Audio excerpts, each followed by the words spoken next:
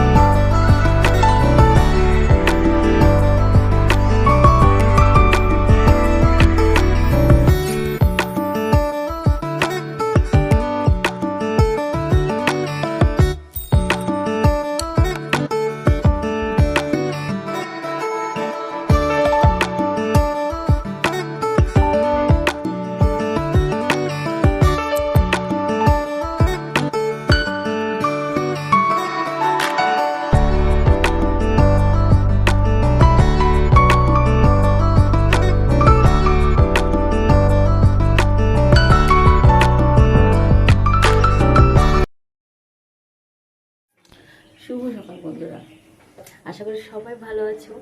আর সবার জন্য এই সকালটা একটা সুন্দর সকাল হোক। তো আজকের দিনটাও খুব ভালো দিন, বৃহস্পতিবার। তো সবার বাড়িতে একটু ব্যস্ততা থাকে, কারণ বৃহস্পতিবার দিন প্রতিটা হিন্দু ফ্যামিলিতে পরিষ্কার পরিচ্ছন্ন করতে হয়। তো আজকে সকালে খুব তাড়াতাড়ি ঘুম থেকে উঠেছি, অলরেডি 5:45-এর দিকে উঠেছি আমি। তো উঠে ঘরটা মুছলাম, পোষ করলাম, কিচেনটা হালকা পরিষ্কার করলাম। পরিষ্কারই ছিল খালি, কারণ রাত্রে সেরকম কিচ্ছু রান্না হয়নি, শুধু ভাত হয়েছিল। তো গ্যাসটা পরিষ্কারই, তো শুধু একটু মুছে নিয়েছি। আর সকালে উঠে দাদাও চলে গেছে, আজকে চা খায়নি, কারণ দাদার একটু ব্যস্ততা ছিল। তো দাদা সকাল সকাল উঠে চলে গেছে, আর বড়টা গেছে পড়তে। তো চলো, আমি তো পুজো টুজোগুলো করে নিয়েছি, এবার একটু চা বানাবো। তো চাটা খাই, তারপরে দেখা যাক কি রান্না হয়। দাদা টাকা দিয়ে গেছে, দেখি কাউকে দিয়ে যদি মাছ আনানো যায় একটু। আর আজকে বিকেলে আমার মানে একদম মেয়েদের নাচের ক্লাস থেকে, তোমরা জানোই প্রতি বৃহস্পতিবার। তো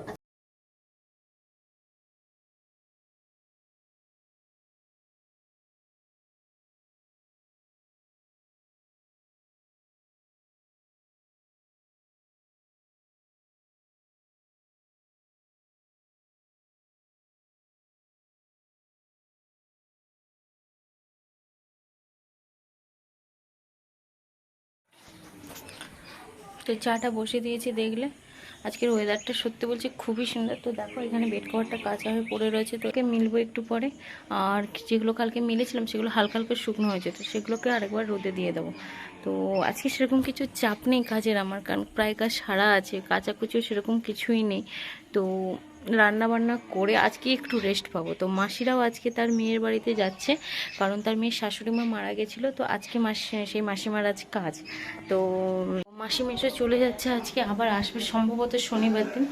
আর সেরকম কোনো তাই কাজের চাপ নেই। না হচ্ছে খাবে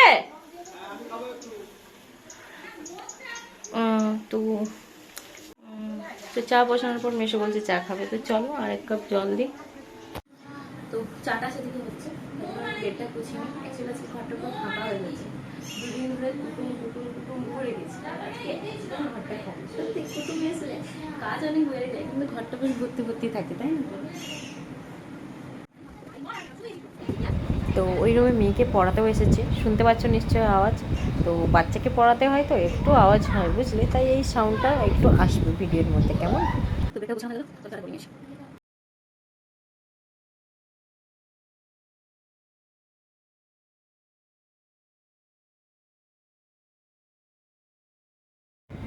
তো সবার আগে ভাত ডালটা না বসিয়ে দিয়েছি, বুঝলে, বসিয়ে দিয়ে না আমি চুলটা আঁচড়ে আসি, কারণ চুলটা ছেড়ে এসে রান্না করলে না, কারণ কখন চুল টুল পড়ে যাবে খাওয়ার মধ্যে, সেটা খারাপ লাগে, বুঝলে।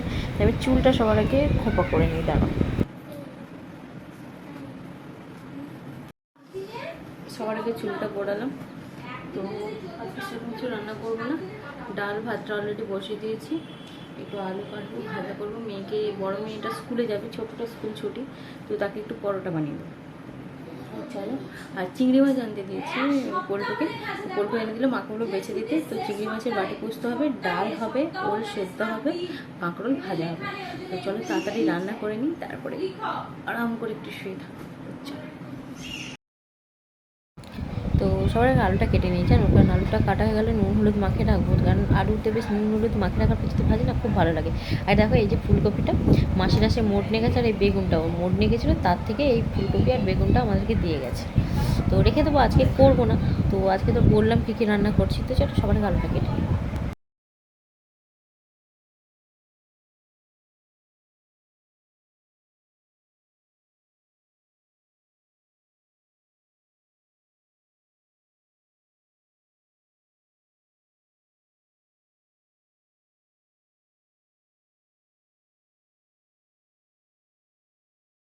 বিচ্ছিরি ব্যাপার হয়ে গেছে জানো, আমিও ঠিক বুঝতে পারিনি।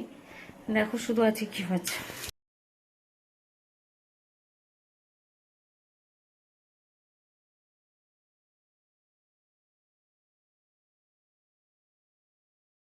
দেখলে ওইটুকু চিংড়ি মাছ, তো আমিও বুঝতে পারিনি, আমারই দোষ, আমিই বলেছি ওকে 200 চিংড়ি মাছ নিয়ে আসতে, তো 200টা যে ওইটুকু হবে আমি বুঝতে পারিনি। তো মাকে বললাম নাহলে পাঠাই, মা বলে এই যেটা আনছে সেটাই করে ফেলো, আর আনাতে হবে না, ও সবার একটু একটু করে হয়ে যাবে। তো ডাল হচ্ছে, চিংড়ি মাছের বাটি পোস্ত, কাঁকরোল ভাজা, আর আর কিছু করবো না, হ্যাঁ একটু ওলটা সেদ্ধ করবো। তো আর কিছু বানাবো না আজকে, কালকে তো দেখেছি অনেক রান্না করেছি, তো আজকে আর এতটুকু আমার ইচ্ছে নেই এটা ওটা করা। তো চলো তাড়াতাড়ি করে নিই, এখন আমাকে পরোটাটা বানাতে হবে। চলো, তো চলো সবার আগে চিংড়ি মাছটাকে মশলা মাখিয়ে রেডি করে ফেলি, বুঝলে। তো চলো, এই দেখো এটা পোস্ত, পেঁয়াজ আর একটু সর্ষে, একটু শুকনো লঙ্কা আর একটু জিরে, এটাকে মিক্সিতে পেস্ট বানিয়ে নিচ্ছি। তো তারপরে এটা সবার আগে দিয়ে দিলাম এটার মধ্যে। তো তারপরে এর মধ্যে দিতে হবে হলুদ গুঁড়ো, লঙ্কা গুঁড়ো, সর্ষের তেল আর নুন দিয়ে এটাকে ভালো করে মেখে নেব, দিয়ে জল দিয়ে তারপর উপর থেকে আর একটু সরষের তেল ছড়িয়ে দিই, তারপরে ওটাকে গ্যাসের মধ্যে বসিয়ে দিই হালকা ঢাকা দিয়ে। তো এটার স্বাদ জাস্ট অসাধারণ হয়। তো অনেকে চিংড়ি মাছের বাটি পোস্ততে আলু দেয় না, কিন্তু আমার এই চিংড়ি মাছের বাটি পোস্তর যে আলুটা না, এটাই আমার খেতে সব থেকে বেশি ভালো লাগে। আর আমি চিংড়ি মাছ নিলে এইভাবেই আমাদের চিংড়ি মাছটাকে বানাই, তো আমার এইভাবে চিংড়ি মাছ খেতে খুবই ভালো লাগে। তো রেসিপিটা সত্যি বলছি, নিজের রান্না বলে বলছি না, কিন্তু আমার ভালো লাগে। এটা আমার মাকে দেখেছি ছোটোবেলায় মা এইভাবে বানাতো, তো সেই থেকেই আমার এটা খেতে খুবই ভালো লাগে। আর এটাতে সত্যি এর সঙ্গে না আলু সেদ্ধরও দরকার, মানে আলু ভাতেরও দরকার নেই, এটা দিয়ে ভাত খাওয়া হয়ে যায়। তো আমাদের প্রায় সময় এটা বানাই, আর সবাই বেশ পছন্দ করে আমাদের বাড়িতে এটা, বুঝলে। তো চলো সবার আগে এটাকে ভালো করে মাখিয়ে নিই।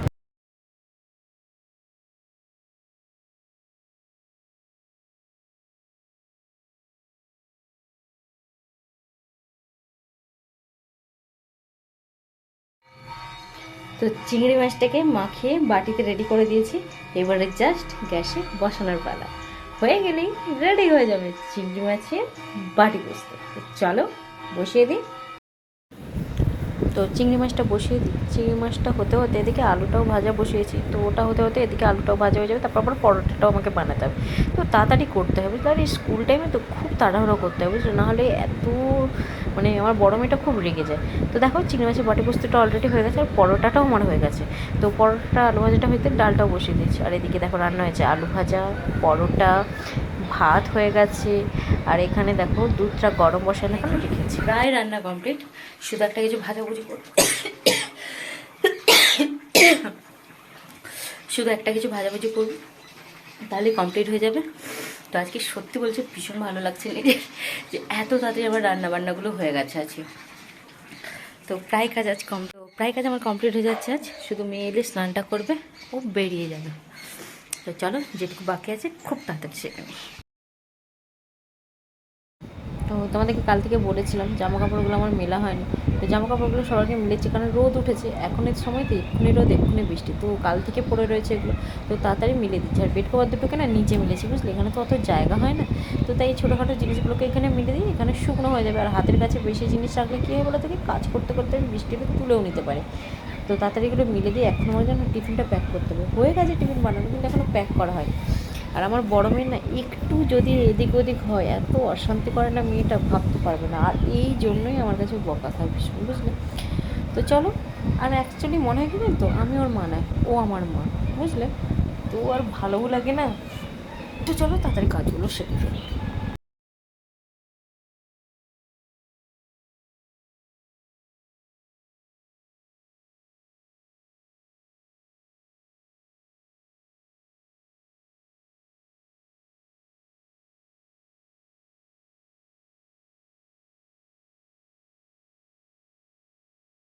গরম বসিয়েছি আর এদিকে ওলটা সেদ্ধ বসিয়েছি, তো এই দুটো হয়ে গেলে আমার হয়ে যাবে কাজ। তো কিচেনের কাজ কমপ্লিট। এবারে শুধু স্নান করব, বাচ্চাটাকে স্নান করাবো, আর এই বাথরুমের দুয়ারটা মুছবো, তাহলেই হয়ে যাবে।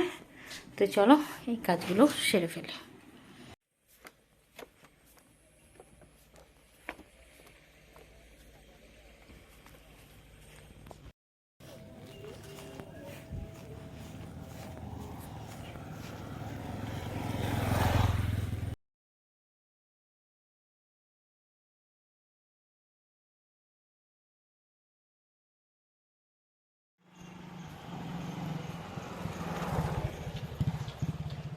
ঠাকুমা নিয়ে গেছে নাকি? হুম, না, ঘরের সামনেই নাচের ক্লাসে যায়।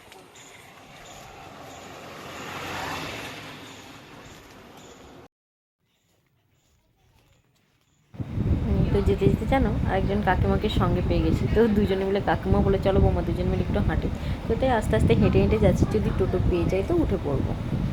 ও তোমাদেরকে বলা হয়নি, তো রেডি হয়ে আমি একটু পাশ করে যাচ্ছি, তো আমি আর দীপ্তি একটু বেরোচ্ছি। তো এই সেই কাকিমা যে দুজন মিলে যাচ্ছি, তো দাঁড়িয়ে আছে, একটা টোটো এসেছিলো, বললো দাঁড়াতে। তো আমাদের এখানে একজন দাদা টোটো নিয়ে যাচ্ছিলো, তাই সেই টোটোটাতে উঠে পড়লাম। তো 20 টাকা করে নেবে বলেছে। তুমি বলো তো, 60 টাকা 20 টাকার মধ্যে কত পার্থক্য না, 80 টাকা আর 20 টাকার মধ্যে ভুল বলেছিলাম প্রথমে। তো এই কাকিমাও যাচ্ছিলো, তো একসঙ্গে চলে এলাম পাঁশকুড়া। তো যেখানে আসা সেখানে পৌঁছে গেছি অলরেডি।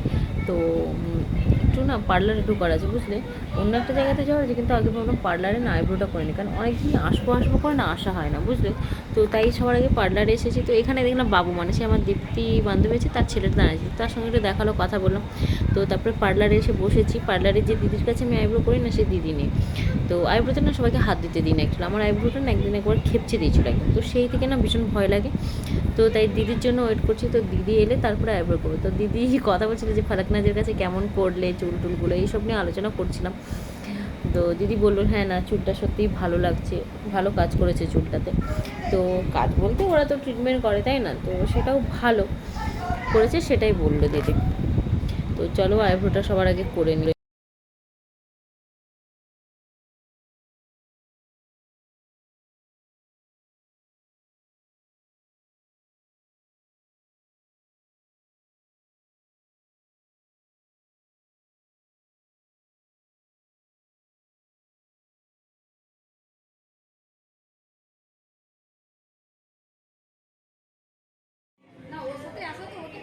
তো আইব্রোটা করার পর একটা জামা দোকানে গেছিলাম, তো সেখান থেকে এসে বান্ধবীদের সাথে একটু ঢুকি। তো আমার অনামিকা বান্ধবী বলতে দাঁড়া আমি একটু ভালো করে ঠিক করে নিই, তারপরে ভিডিও করবে আমার। তো তাই একবার ঠিক করলে তারপরে ওর দিকে ক্যামেরাটা নিয়ে গেলাম। হাই ফ্রেন্ডস, তো 3 বান্ধবীতে মিলে আজকে একটু আউটিংয়ে বেরিয়েছি, একটু আধটু শপিং, একটু খাওয়া দাওয়া। তো এই 3 বান্ধবীতে দেখো রকমটা, দেখো আরেকে চিনো নিশ্চয়ই, অনামিকা একটা ইন্ট্রোডিউস দিয়ে দে নিজে। হচ্ছে মিসেস জয়দেব মাইতি, আমাদের মধ্যমণি, এটা ছাড়া আমরা এক পাও চলতে পারি না। আর আমাদের গুরু। হ্যাঁ, তো ঘোরাফেরা হয়ে গেল, যে দুটো কাজ এসেছি অলরেডি হয়ে গেছে দুটো কাজ। তো এবারে বাড়ি যাচ্ছি। তো একটা টোটো পেয়েছি, যেন অনেকটাই রাত হয়ে গেছে, তাই হেঁটে যাওয়ার সাহস পেলাম, তার যে টাকাতেই পেলাম সেটা তাতেই টোটোতে উঠে পড়েছি। তো আমার এখান থেকে পাঁশকুড়া থেকে আমাদের বাড়ি অনেকটাই, তো তাই টোটো যেটাই পেলাম উঠে পড়েছি, বুঝলে। তো তাই প্রায় পৌঁছে গেলাম বাড়িতে। তো চলো পৌঁছে গিয়ে কথা বলছি। না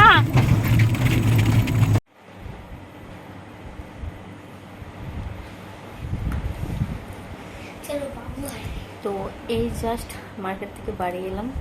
তো দেখলে আমাদের আড্ডাটা ভালোই হলো বলো, খুব মজাও হলো। তো এসে দেখলাম মেয়ের অঙ্কের টিচার এসেছে, তো তাই আস্তে আস্তে কথা বলছি।